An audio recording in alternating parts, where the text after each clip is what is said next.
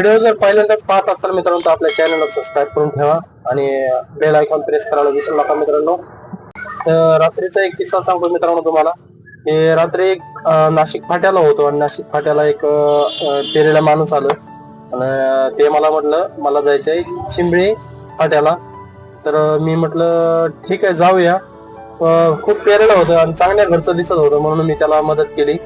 तर त्याला म्हटलं जाऊया ना असं तसं आपण घराकडली बुकिंग घेत होतो रात्री 8च्या आसपास झालं. तर ते कस्टमरला बसवलं मी. त्यांना म्हणलं 300 रुपये भाडं होईल ह्याचं चिंबळी फाट्याचं. ते म्हटले ठीक आहे 300 रुपये देतो. त्यांना मी व्यवस्थित बोलता येत नव्हतं काय नव्हतं. त्याला म्हणलं वाटलंच घरी फोन लावून द्या मला, मी तुम्हाला व्यवस्थित पोच करतो. वाटलंच माझा गाडी नंबर वगैरे माझा नंबर पण देतो त्यांना आणि कॉल करून त्यांना पोहोचवतो. नाही म्हटले चला. तर ठीक आहे म्हटलं आणि त्यांना घेऊन चाललो. तर मी आलो वल्लभनगर मधून भोसरी MIDC मधून विश्वेश्वर चौकातून डायरेक्ट स्पाइन रोडवरून डायरेक्ट RTO बसून सायनॉफ ऑफिस बसून डायरेक्ट मोशीहून चिंबळीला असं चाललो होतो. तर ते म्हणले मला इकडं कुठं आणलंय. तर म्हटलं माझ्या विश्वास नसला ठेवायचा, कमीत कमी या गंदा विश्वास ठेवा म्हटलं. मी आता तुम्हाला व्यवस्थित पोच करणार, ही जिम्मेदारी माझी.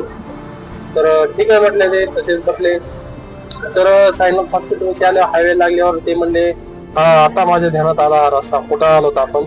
तर म्हटलं एक पण सिग्नल नाही लागला, आपल्या ट्रॉफिक नाही लागलं आणि भोसरी साईडने लांब पडत होतं एखाद्या साईडने पण आणि ट्रॉफिक पण खूप असतं स्पाइन रोडला झालं भोसरीला झालं. तर त्याच्यामुळे आपण तिकडून नाही टाकले मित्रांनो.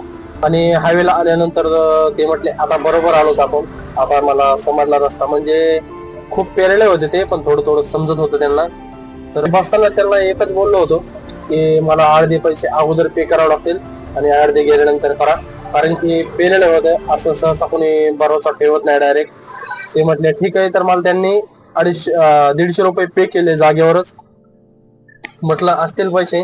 तर पुढे गेलो मोशी पाटीलला. ते वाटाने बोलत असताना मला म्हणत होते माझी याची ओळख आहे, माझी चिंबळीच्या सरपंचाची ओळख आहे, माझे उदयनराजे सोबत ओळख आहे म्हणत होते, मी साताऱ्याचा आहे. म्हटलं ठीक आहे. म्हटलं मी तुम्हाला फसवणार नाही, म्हटलं डायरेक्ट मी तुम्हाला आणणार पोच करणार व्यवस्थित, टेन्शन घेऊ नका. ते म्हणले मला व्यवस्थित पोच केलं तर 3च्या जागेवर मी अजून माझ्यातर्फे 50 रुपये एक्स्ट्रा देणार. म्हटलं ठीक आहे. तिथं गेल्यानंतर 16 म्हणजे ह्या स्वीटहोम पशी सोडलं त्यांना मी चिंबळी फाट्याच्या थोडस अर्धा किलोमीटर एक आतमध्ये असं वड्याच्या वरती लगेच ममता स्वीट आहे तिथं सोडलं मी. तर त्यांना 150 ते पे करत होते परत, पण त्यांना पेच व्हायला 80% बॅलन्स म्हणत होतं, म्हणजे त्यांच्यात पैसे नव्हते अकाउंटला, फक्त 50 रुपयेच बाकी होते. मग त्यांनी खिशात हात घातला आणि एक 100ची नोट काढली आणि अजून एक 50ची काढली आणि 10-10च्या 2-3 असतील. तर असे त्यांच्याकडे जवळजवळ 200च्या आसपास रुपये होते. पण म्हटलं नाही माझा जे 150 आहेत तेवढे 150 द्या. मी 150 घेतले. ते हॉटेलवाल्याला बोलणं, त्यांनी ते तिथले जवळचेच होते. ते हॉटेलवाले म्हणले मी यांना ओळखतो.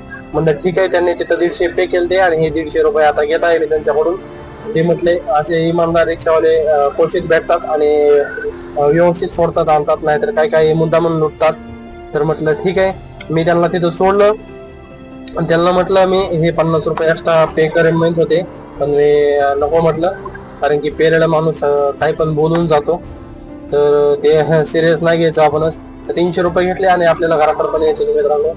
तर नशिबाने त्याच्या अकाउंटला होते बी, जर नसते तर घराकडे सोडलं तर आपण घरी घेतले असते किंवा 5-50 रुपये आपल्याला कमी भेटले असते, काही अडचण नव्हती, कारण की चांगल्या खर्च होतं. तर ते कशामुळे पेलं होतं हे सांगतो मित्रांनो तुम्हाला.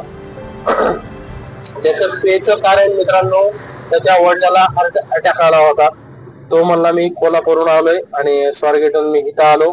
तर मला त्या एका रिक्षावाल्याने 400 रुपये घेतले मला नाशिक फाट्याला आणि हे 200-300 700 रुपये गेले म्हटला. म्हटलं ठीक आहे. ओला उबेरला 500-600 रुपये झाले असते, कारण की पेला तुम्ही कोणी सुद्धा 50-100 रुपये एक्स्ट्रा मागतं, कारण की तुम्हाला जिम्मेदारी असते त्या रिक्षावाल्यावर ते त्यांनी व्यवस्थित सोडावा. पण नाशिक फाट्याला आणून सोडलं होतं त्यांनी आणि त्याने कारण ते रिक्षावाल्याला फक्त बोलले होते मला नाशिक फाट्याला सोडा. तर नाशिक फाट्याला येऊन त्यांची उतरली पण नव्हती आणि तिथून त्यांना जाता येत पण नव्हतं. बसमध्ये बसून गेलं असतं तर त्यांना उतरता नसतं, घरी नसते, कुठतरी काहीतरी अडचण झाली असती. आणि मी पण ठीक आहे सोडलं मी त्यांना. 300 रुपये घेतले मी पण त्यांच्याकडून. आणि अशी मदत करत चला मित्रांनो, कारण की वेळ कोणावरही सांगून येत नाही मित्रांनो. तर तुम्हाला कसा वाटला अनुभव एका रिक्षावाल्याचा आणि एक दारू पिलेल्या व्यक्तीचा, तर मला नक्की सांगा मित्रांनो. शेअर करा आवडला असेल तर शेअर करा आणि आपल्या चॅनलला सबस्क्राईब करून ठेवा मित्रांनो. तर भेटूया उद्याच्या व्लॉग मध्ये. धन्यवाद.